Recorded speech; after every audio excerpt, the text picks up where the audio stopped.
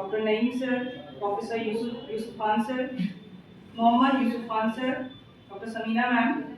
Assalamu alaikum and a very good evening to all of you. Today the topic of my presentation is health, hygiene and fitness for women. जैसे मैं देख रही हूँ कि ज़्यादातर gathering जो है यहाँ फीमेल के हवाले से है, तो ये एक बहुत इंपॉर्टेंट मौजूद है जिसको मुझे डिस्कस करना चाहूँगी कि बेसिकली हम जिस सिनेरियो में या जिस एरा में रह रहे हैं ना, वहाँ पर हमारा बहुत बिजी शेड्यूल रहता है। अक्सर और बेशतर टाइम हम अपनी हेल्थ को निगलेक्ट कर दें, स्पेशली फीमेल्स जब वो मतलब एज अ स्टूडेंट भी होती हैं और या फिर नॉर्मल भी हैं और इन्हें वर्किंग के टाइम पर भी हम अपनी एक्चुअल हेल्थ और हाइजीन को निगलेक्ट करते हैं। उसकी वजह से अर्ली एज में हमें बहुत सारी डिजीज हो जाती हैं। ठीक है, तो मेरे जो मेन टॉपिक्स के हाइलाइट्स हैं, these are moving toward women health cover physical, mental, emotional including menstrual. ठीक है, जनरल अगर हम हेल्थ की बात करें तो physical, mental, emotional and social, but for female menstrual is also important. ठीक है, it influenced by hormonal, biological and lifestyle factors, essential for long term quality of life. Focus areas: nutrition, hygiene, fitness, disease prevention and mental health. As earlier Dr. Naeem already told about you about the hygiene, तो मैं इसमें ज़्यादा discuss नहीं करूँगी. Moving toward the personal hygiene for women. Personal hygiene are practices performed by an individual to care for one's body's health and well-being through cleanliness. The focus is mainly on personal care, menstrual and the reproductive hygiene.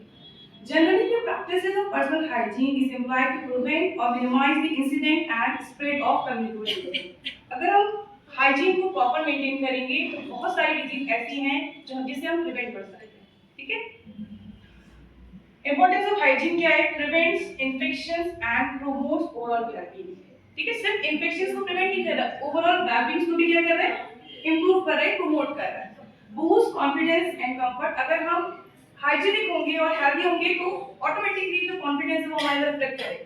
ठीक है, reduce risk of reproductive and urinary infections. जब हम हमारी hygiene maintain रहेगी तो जो reproductive issues होते हैं और यूरिनरी इन्फेक्शंस होते हैं उनसे हम अपने आप को प्रिवेंट कर सकते हैं. Essential for workplace and public health. दोनों चीजें वर्क प्लेस के लिए भी और पब्लिक हेल्थ के लिए भी ये जरूरी है कि हम अपने आप को हाइजीनिक रखें. डेली हाइजीन प्रैक्टिस में already doctor Naeem told about this. Main जो टॉपिक है मेंस्ट्रुअल हाइजीन मैनेजमेंट, ये हम कैसे मैनेज करें और कैसे हम यूज करें इस चीज को ताकि जो इससे रिलेवेंट डिजीज है उससे हम बचा जा सके. Menstrual hygiene management: use clean pads, tampons, menstrual caps और period underwear. Change products every 4 to 6 hours. Usually क्या होता है, हमारे बिजी शेड्यूल्स की वजह से हम स्किप कर देते हैं.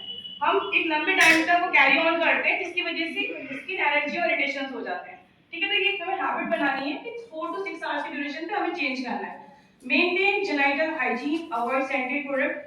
स्पेशली हमें वो सारे प्रोडक्ट्स को अवॉइड करना है जो थोड़ा सा स्मेली होते हैं, उसकी वजह से भी स्किन रैशेस हो सकते हैं और दूसरे इश्यूज भी हो सकते हैं.